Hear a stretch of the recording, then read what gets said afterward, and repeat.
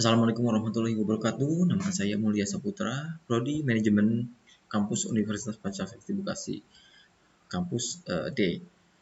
Video ini saya buat untuk keperluan tugas UTS dari mata kuliah Manajemen Logistik dengan dosen pengampu Ibu Hani Ari Ramani MPD. Perilaku organisasi dan manajemen risiko dalam manajemen logistik. Dangerous Good dan UU Kepabeanan. Pada tabel barang berbahaya memiliki sebanyak 11 kolom dengan fungsi dan kegunaan sebagai berikut. Kolom A, nomor identitas internasional, UN atau identity number. Kolom B, nama jenis barang berbahaya atau proper shipping name. Kolom C, kelas atau divisi, class atau division. Kolom D, risiko tambahan atau subsidiary risk. Kolom E, label bahaya atau buzzer label. Kolom F, kelompok kemasan atau packing group. Kolom G, petunjuk kemasan atau packaging instructions atau berat yang dibatasi. Kolom H, maksimum berat bersih per paket atau max net quantity atau package untuk berat yang dibatasi. Kolom I, petunjuk kemasan atau packaging instructions untuk pesawat penumpang dan pesawat kargo. Kolom J, maksimum berat bersih per paket atau max net quantity per package for CAO untuk pesawat penumpang dan kargo. Kolom K, petunjuk kemasan atau packaging instruction untuk pesawat kargo saja. Kolom L, maksimum berat bersih per paket. Dan kolom M, ketentuan khusus atau special provision. Label atau labeling. A, jenis label. Yang pertama, hazard label atau label berbahaya. Yang kedua, handling label atau label industri. B, syarat penempelan label antara lain. 1. Semua label ditempel di tempat aman pada kemasan sehingga mudah dibaca, dilihat, dan tidak kabur. Yang kedua, setiap label harus ditempel atau tercetak secara jelas dan warna yang kontras. Nomor 3, ditempel yang kuat dan ukurannya sesuai aturan yang berlaku. C, posisi label dalam pemasangan. Yang pertama, berdampingan dengan teks alamat pengiriman. Yang kedua, label bahaya utama berdampingan dengan label bahaya tambahan. Label CAO atau Cargo Aircraft Only berdampingan pada sisi yang sama. Yang keempat, tanda this way up dipasang pada kedua sisi yang bertolak belakang. Langkah pemeriksaan barang berbahaya. Lihat nama jenis barang berbahaya atau power shipping name and UN number.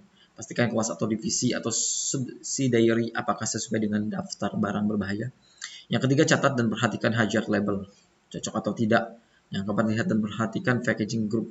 Yang kelima, perhatikan dengan cermat berat paket barang berbahaya, baik yang dapat diangkut dengan pesawat penumpang atau pesawat kargo saja. Yang keenam, periksa catatan pada kolom M apakah ada special provisions atau tidak. Dangerous good atau barang berbahaya dapat berbentuk bahan cair, padat maupun gas yang dapat membahayakan keselamatan jiwa dan harta benda serta keselamatan dan keamanan penerbangan. Peraturan Menteri Perhubungan Nomor PM 90 Tahun 2013. Klasifikasi barang berbahaya. Explosive, gas, flammable liquid, flammable solid, oxidizing substance, toxic and infections, radioactive, dan miscellaneous dangerous substance. Undang-Undang Republik Indonesia Nomor 17 Tahun 2006 tentang perubahan atas Undang-Undang Nomor 10 Tahun 1995 tentang kepabeanan. Undang-Undang tentang perubahan atas Undang-Undang Nomor 10 Tahun 1995 tentang kepabeanan. Pasal 1 beberapa ketentuan dalam Undang-Undang Nomor 10 Tahun 1995 tentang kepabeanan. Lembaran Negara Republik Indonesia tahun 1995 Nomor 75. Tambahan Lembaran Negara Republik Indonesia tahun 1995 Nomor 3612 diubah sebagai berikut. 1. Ketentuan pasal 1 angka 1 dan angka 17 diubah dan ditambah 4 angka, yaitu angka 15A, angka 19, angka 20, dan angka 21. Sehingga pasal 1 berbunyi sebagai berikut. Pasal 1 dalam undang-undang ini yang dimaksud dengan 1. Kepabeanan adalah segala sesuatu yang berhubungan dengan pengawasan atau lalu lintas barang yang masuk atau keluar daerah pabean, serta pemungutan bea masuk dan bea keluar. Daerah pabean adalah wilayah Republik Indonesia yang meliputi wilayah darat, perairan, dan ruang udara di atasnya, serta tempat-tempat tertentu di zona ekonomi eksklusif dan landas kontinen yang di dalamnya berlaku undang-undang ini. Seleksi dan desain produk. Manajer operasional bertugas membangun sebuah sistem pengembangan produk yang memiliki kemampuan untuk melahirkan, merancang, dan memproduksi produk yang membuat perusahaan memiliki keunggulan bersaing. Proses desain adalah sebuah proses kreasi untuk mewujudkan objek baru dengan tanpa menghilangkan fungsi serta elemen estetis dalam proses penciptaannya. Desain untuk merancang produk menerjemahkan persyaratan permintaan dalam bentuk yang sesuai untuk produksi atau pemakaian. Siklus hidup produk, yang pertama perkenalan, yang kedua pertumbuhan, yang ketiga kematangan, yang keempat penurunan. Product Line Circle atau PLC adalah daur hidup produk suatu grafik yang menggambarkan suatu produk mulai sejak diperkenalkan ke pasar sampai dengan ditarik dari pasar. Tahapan-tahapan produk, pertama tahap pengembangan produk, yang kedua tahap pengenalan produk atau introducing, yang ketiga tahap pertumbuhan atau grow, yang keempat tahap kedewasaan produk atau maturity, yang kelima tahap penurunan produk atau decline. Penyebab produk memiliki siklus hidup. Yang pertama, produk memiliki umur terbatas. Yang kedua, penjualan produk melewati tahap-tahap yang berbeda dengan tantangan yang berbeda bagi penjual. Yang ketiga, laba naik turun pada tahap yang berbeda dalam siklus hidup produk. Yang keempat, produk membutuhkan strategi pemasaran, keuangan, produksi, pembelian, dan personil yang berbeda dalam tiap tahap siklus hidup produk. Siklus hidup dan strategi. Pengujian berkala produk sangat perlu dilakukan karena strategi berubah sejalan dengan perubahan produk melintasi siklus hidupnya. Strategi produk yang berhasil mengharuskan penetapan strategi terbaik untuk setiap produk berdasarkan posisi pada siklus hidup. Berikut ditinjau beberapa pilihan strategi saat produk berjalan melintasi siklus hidupnya.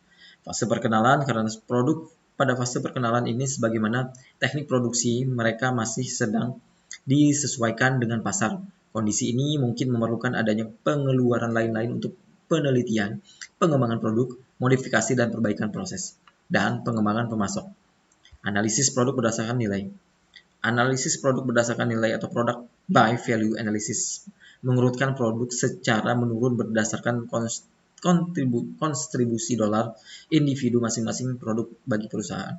Analisis ini juga mengurutkan kontribusi dolar tahunan total dari suatu produk. Kontribusi rendah per unit dari satu produk tertentu mungkin akan terlihat sama sekali berbeda jika ia mewakili sebagian besar penjualan perusahaan. Pengembangan produk baru. Ada 3 kategori produk baru. Yang pertama, produk yang benar-benar inovatif dan unik. Yang kedua, produk pengganti yang benar-benar berbeda dari produk yang sudah ada.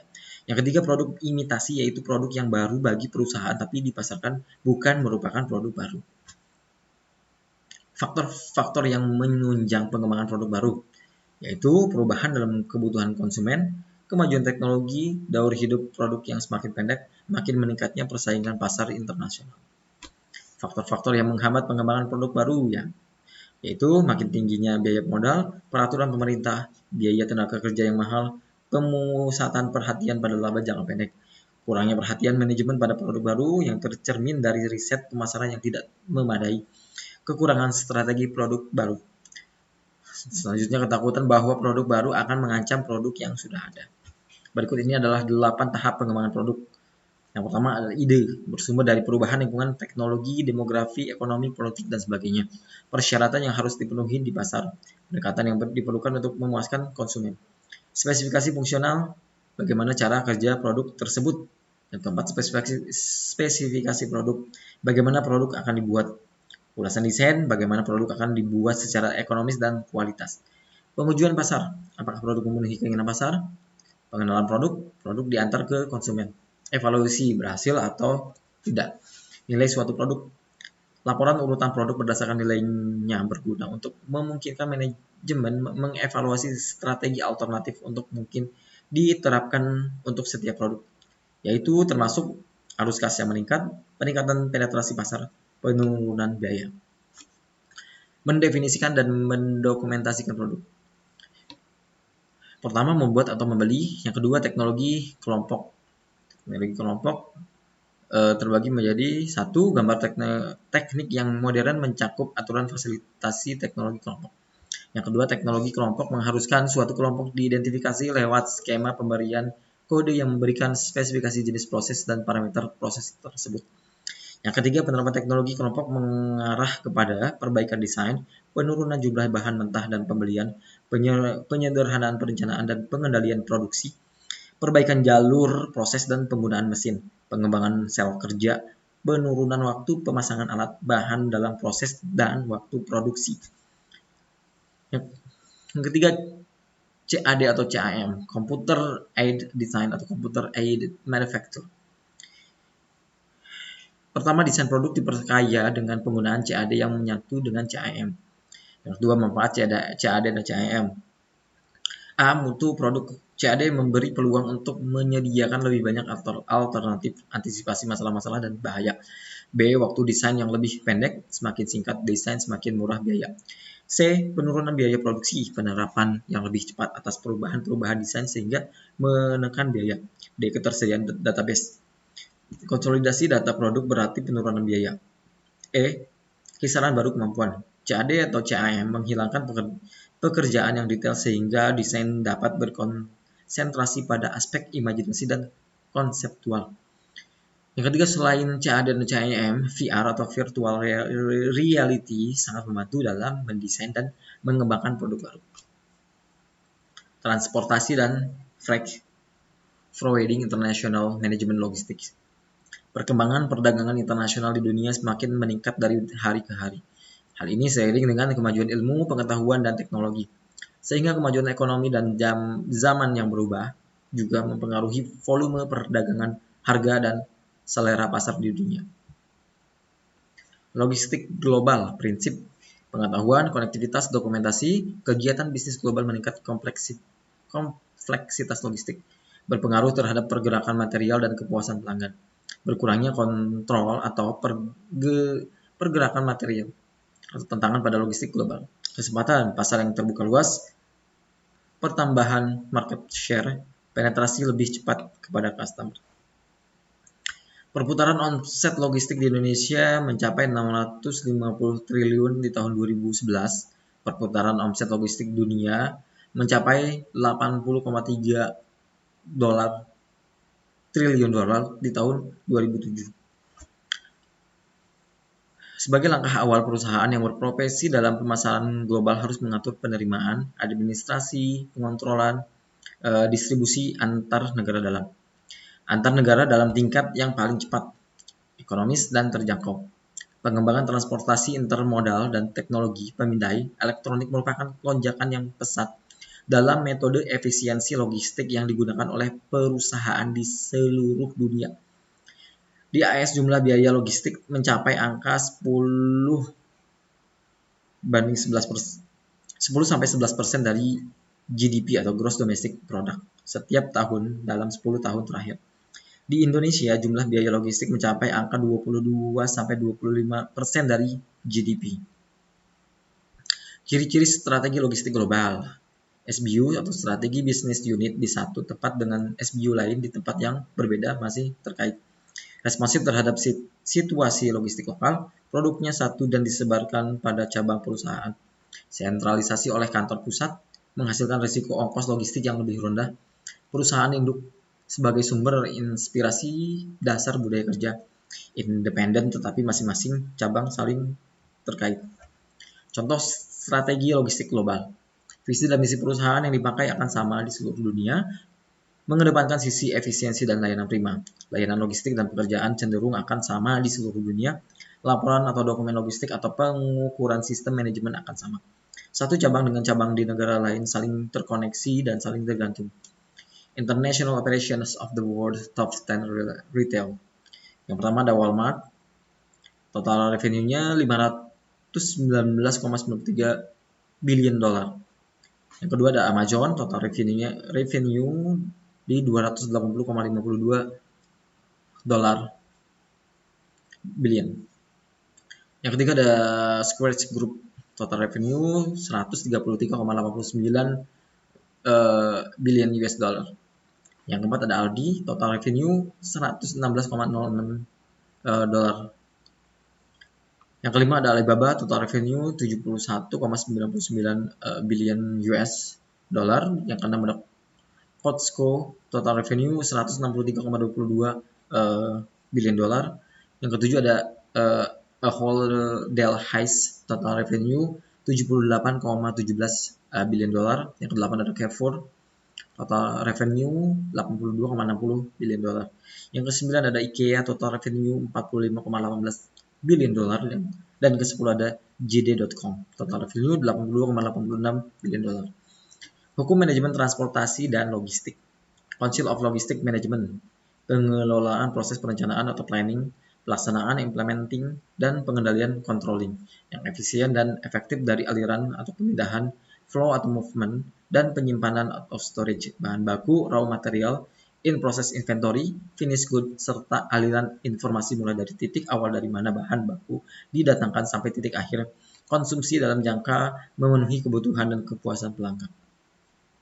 Istilah atau nama lain untuk manajemen logistik ada distribusi atau distributions, distribusi barang atau physical distribution, rekayasa distribusi atau distributions engineering, logistik bisnis atau bisnis logistik, logistik pemasaran atau marketing logistik, distribusi logistik atau distributions logistik, manajemen material atau material management, manajemen material logistik atau material logistics management, logistik atau logistik, sistem respon cepat atau quick response system, manajemen rantai pasok atau supply chain management, logistik industri atau industrial logistik. Kategori material atau barang yang ditangani dalam manajemen logistik. Yang pertama ada raw material, yang kedua ada in process inventory, yang ketiga ada finished good. Output dari manajemen logistik ada marketing orientations atau logistik is market oriented. Logistik add time and place utility. Logistik allow efficient movement to the customer. Logistik is a proprietary asset. Aktivitas-aktivitas dalam manajemen logistik, customer service, order processing, distributions, communications, inventory control atau aktivitas kritis, demand forecasting, warehouse and storage, plan and warehouse site selection, material handling, procurement, part and service support, packaging, salvage and scrap disposal, return goods handling. Manajemen pemeliharaan dalam manajemen logistik. Definisi pemeliharaan. PP nomor 6 tahun 2006 yang dimaksud dengan pemeliharaan adalah suatu rangkaian kegiatan untuk menjaga kondisi dan memperbaiki semua barang milik negara atau daerah agar selalu dalam keadaan baik dan siap untuk digunakan secara berdaya guna dan berhasil guna. Permendagri nomor 17 tahun 2007, pemeliharaan merupakan kegiatan atau tindakan agar semua barang selalu dalam keadaan baik dan siap untuk digunakan secara berdaya guna dan berhasil guna. Tujuan pemeliharaan logistik. Tujuan dari suatu pemeliharaan logistik menurut Kemendagri nomor 17 tahun 2007 adalah semua barang-barang inventaris yang tercatat dalam buku inventaris. Jadi segala barang yang tertera dalam buku inventaris perusahaan harus dipelihara, sedangkan yang tidak tercantum dalam buku inventaris tidak ada suatu kewajiban untuk melakukan suatu pemeliharaan. Pemeliharaan logistik juga mempunyai beberapa tujuan, antara lain yang pertama menjaga dan menjamin setiap logistik yang ada tetap mampu berfungsi sebagaimana mestinya sewaktu logistik tersebut dibutuhkan sehingga kegiatan-kegiatan dalam organisasi tidak mengalami hambatan atau stagnasi. Yang kedua, agar umur pemakaian logistik dapat mencapai batas waktu yang optimal. Yang ketiga, mendukung efisiensi organisasi. Manfaat pemeliharaan logistik. Pertama, dapat memenuhi kebutuhan sesuai dengan rencana produksi. Yang kedua, menjaga kualitas produk yang tepat guna memenuhi apa yang dibutuhkan oleh produk dan tidak mengganggu kegiatan produksi. Yang ketiga, membantu mengurangi pemakaian dan penyimpanan di luar batas dan menjaga modal untuk waktu yang ditentukan sesuai kebijakan. Yang keempat, melaksanakan biaya rendah serendah mungkin dan melaksanakan kegiatan pemeliharaan secara efektif dan efisien. Metode pemeliharaan logistik ada fit call, ada filling atau merasakan, inspections atau memeriksa, tightening atau memperbaiki, cleaning, membersihkan, adjusting atau adjustment, mencoba, lubricating atau pelumasan. Masalah dalam pemeliharaan logistik. Menghambat aktivitas dan produktivitas kerja organisasi. Ini berkaitan dengan kesiapan pakai dari barang tersebut. Jangan sampai ketika barang yang akan dipergunakan organisasi tidak mampu berfungsi dengan maksimal karena kurangnya pemeliharaan. Hal ini nantinya akan berpengaruh terhadap aktivitas dan produktivitas kerja organisasi yang akan terhambat. Merupakan salah satu sumber pemborosan bagi organisasi. Jika barang logistik yang dimiliki organisasi tidak terawat dengan baik, bukan tidak mungkin barang yang tersebut akan rusak, tidak maksimal, atau bahkan hilang. Hal ini berakibat terhadap anggaran organisasi yang akan mengalami pemborosan karena mau tidak mau organisasi harus membeli barang yang baru untuk kelangsungan aktivitas organisasi. Tata letak pergudangan dalam manajemen logistik.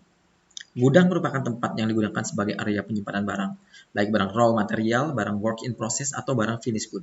Sedangkan pergudangan merupakan kegiatan yang meliputi kegiatan atau storage atau penyimpanan, movement atau perpindahan, serta information transfer atau transfer information. Tata letak merupakan suatu sistem yang meliputi seluruh kegiatan produksi yang saling berintegrasi, mulai dari input bahan baku hingga output. Tujuannya agar kegiatan tata letak atau layout merupakan hal utama yang harus diperhatikan ketika akan merencanakan penggunaan ruang sebagai gudang. Tata letak pergudangan dalam manajemen logistik. Tujuan tata letak pergudangan atau warehouse layout adalah untuk dapat menemukan titik optimal di antara biaya penanganan bahan dan biaya-biaya lainnya, sehingga manajemen bertugas untuk memanfaatkan volume penuh di gudang dengan tetap mempertahankan biaya penanganan bahan di angka yang rendah. Hal yang harus dipertimbangkan dalam desain tata letak pergudangan.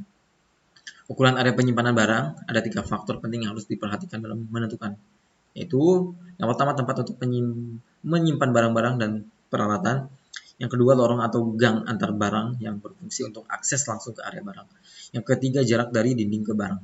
Ukuran area penerimaan barang, beberapa tempat atau area yang harus diperhitungkan untuk menentukan ukuran area penerimaan barang adalah satu tempat atau area untuk melakukan penerimaan barang, kontrol kualitas, dan persiapan penyusunan. Yang kedua, area khusus untuk pemeriksaan dan penyimpanan barang sementara sebelum hasil pemeriksaan keluar. Ukuran area pengiriman barang hampir sama dengan area penerimaan. Ukuran area pengiriman barang juga dipengaruhi oleh jenis dan ukuran kendaraan pengangkut barang. Beberapa hal yang harus diperhitungkan untuk menentukan ukuran area pengiriman barang itu. Yang pertama, area khusus untuk pemeriksaan barang sebelum dimuat ke dalam kendaraan pengangkut. Yang kedua, peralatan yang digunakan untuk penanganan barang yang ditentukan oleh karakteristik produk serta karakteristik beban per unit barang.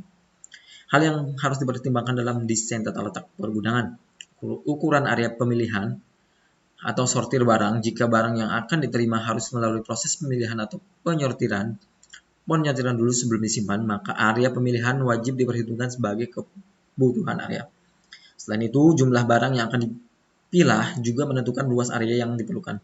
Terakhir, metode pemilihan yang digunakan juga menentukan, termasuk jika diperlukan proses menjahit atau penggantian kemasan, aliran barang, dan tata letak dalam gudang.